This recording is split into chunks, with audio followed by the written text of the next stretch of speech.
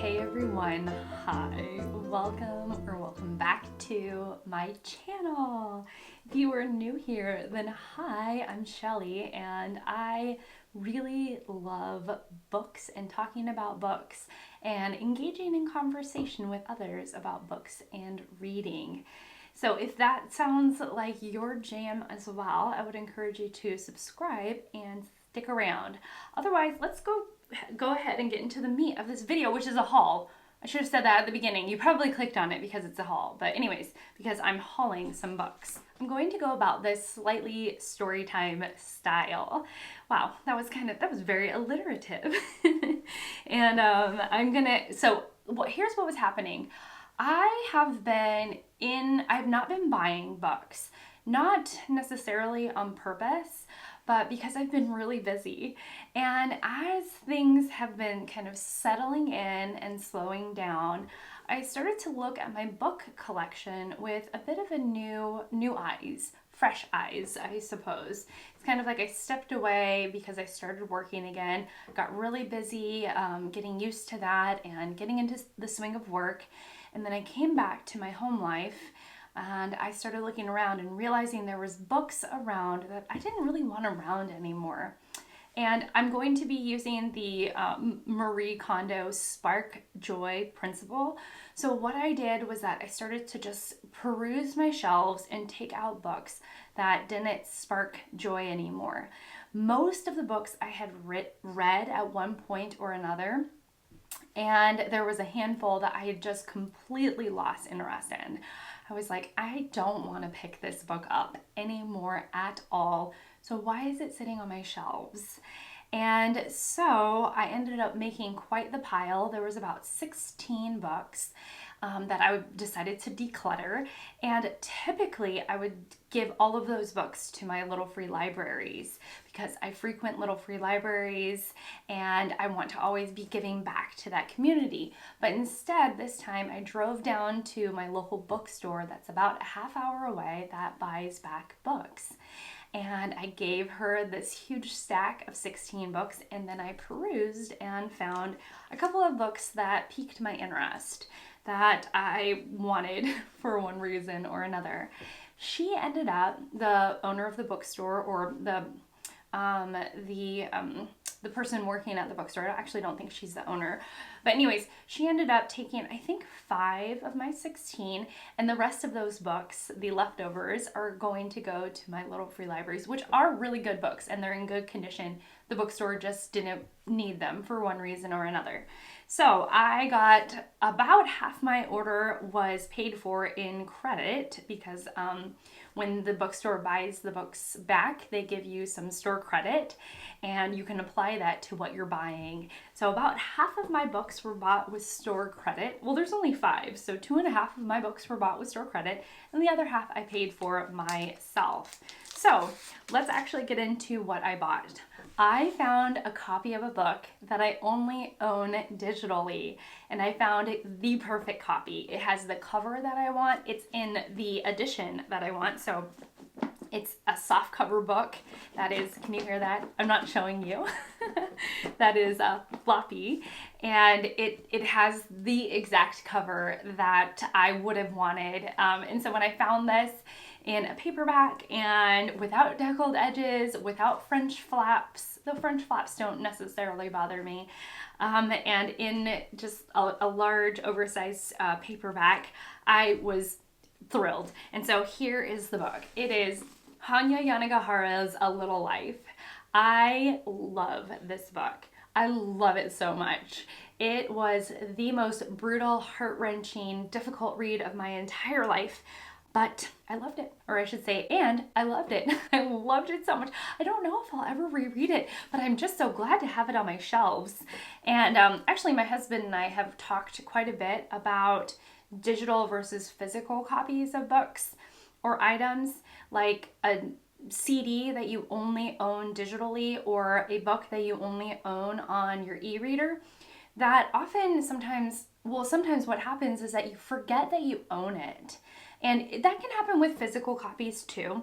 But the physical copy is a visual reminder. It is an object. It is a thing that is there to constantly remind you that it's there for you. And I have wanted a copy of Hanya Yanagihara's A Little Life in this edition with this picture on the cover, because I had heard, though I don't know if it's exactly true, that Hanya, are we on a first name basis, that Yanagihara, the author, took a lot of inspiration from this image in order to create her main character. And so I knew that I wanted this particular cover, and I was just thrilled to pick up this beautiful secondhand edition. Next, I stumbled upon a book that I have been wanting to read, and I've been wanting to get my hands on a secondhand copy. I didn't want to pay for it new.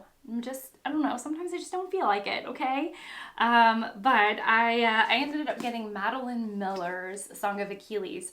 I own her book, Circe, and I want to read her books in publication order. So I want to read Circe first and then Song of Achilles. This is a retelling of this is an ancient Greek retelling, which I have been getting more into this year in the last couple of months. And so I did want to have this on hand for when the mood strikes and when I want to pick up another ancient Greek retelling, of course, after Circe. So, you know, I'm just thinking ahead, y'all. I'm just thinking ahead, but I was really glad to get this beautiful copy of it.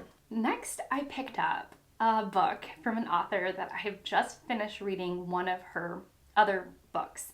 So I was so glad to get this, and this is such a gorgeous, it doesn't even seem like it's ever even been read. This is a gorgeous copy. So this is Daphne du Maurier's My Cousin Rachel. I just finished reading Jamaica Inn. I will leave any kind of detailed thoughts about it in my wrap up, but it went well enough that I wanted to pick up another read by Daphne du Maurier, and I was so thrilled. I would have picked up anything that I hadn't read of hers. Oh gosh, I feel like I'm giving too much away of my final thoughts of Jamaica Inn. But anyways, I wanted to pick up another one of her reads because I have now read Rebecca and Jamaica Inn, and things have gone well enough again that I wanted to continue the du Maurier train, and so it will continue with My Cousin Rachel. Next, I picked up an author that I've been wanting to read. I have like this, do you ever have that like feeling where you're like, I feel in my soul, in my heart of hearts, that I will love this author. She writes slim works. She's an author that's passed, and she writes these little slim novels that I believe pack a punch. And I wanted to get my hands on her works. It's just one of those feelings. And so I picked up Muriel Sparks, Aiding and Abetting. Again, one of these, she always has, like, all of her novels are under 200 pages. And so I was like, I am going to grab this because I don't really see Muriel Spark pop up on the secondhand market very often. And so when I found this, I was like, yes, this is my opportunity. She's now going to be staring at me from my shelves, and I'm going to feel the urge, when I feel the urge, to pick her up. Whether she's staring at me or because the mood struck elsewhere, I can finally read her. And then finally, I have a question for you all. I really do. I really want to read this series of books. And I've talked about it for ages. I really have. And I just need a little extra push to do it. And so I'm wondering if you all will be interested in a read-along. Like, I'm not doing a book club. There's so many book clubs going on. I can't do it. But I was thinking about possibly doing a read-along in March. But I need some feedback from you all. I know March is a big month. It is like big on BookTube. We have so many events going on. And so I don't know if, just let me know. Please let me know if you would be interested in reading this with me in March, because I am just so tired of not picking this up. I don't think it will take too much time out of our reading schedule. But anyways, it is, what is it? Sophocles, is that right?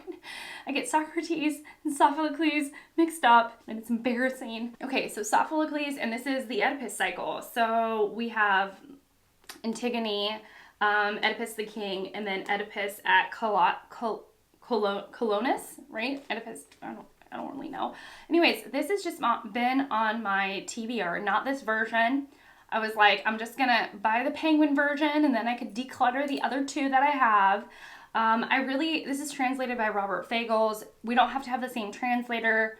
It would just be a read-along of these 3 plays. That's right, I thought they were plays, but anyways, these 3 plays, and that would be it. Like I could make a video about, you know, each one so that we have a place to discuss each play, you know, in the notes down below. Like we could have the comments section if we decided to do a read-along of this. But I'm just curious. I'm thinking March because, again, these plays are not very long. They're not going to take up a ton of time, but I just really need that little extra push to pick up this cycle finally, because it's just been weighing on my heart for so long. Like I want to, but I don't ever pick it up because I don't know.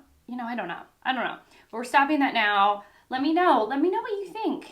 Would you read this with me in March? Please let me know. Okay. All right. Well, that's it. That's it for me. Oh, there is one more book that I picked up on my Kindle, and I'm reading it now, and it's going quite well. And I guess I'll scoot to the side so I can slip in a picture. Okay, so I picked up Bel Canto by Ann Patchett on my Kindle. I have been really enjoying reading on my Kindle, so why did I pick up all these books in physical form? Don't question it. But anyways, the Up to No Good Book Club, which has Jolene from Bookworm Adventure Girl, Sandy from Miss Reads a Lot, Fraser Simons at the channel Springboard That, and 3 commenters and friends, Angela, Deb, and Sonia. We all are reading Ann Patchett's Bel Canto, which is going really well for me so far. I'm like immediately sucked in. Wow, it has won every award it could possibly win. No, it won a lot of awards when it came out back in, I think, the early 2000s, and it was great. Like, it's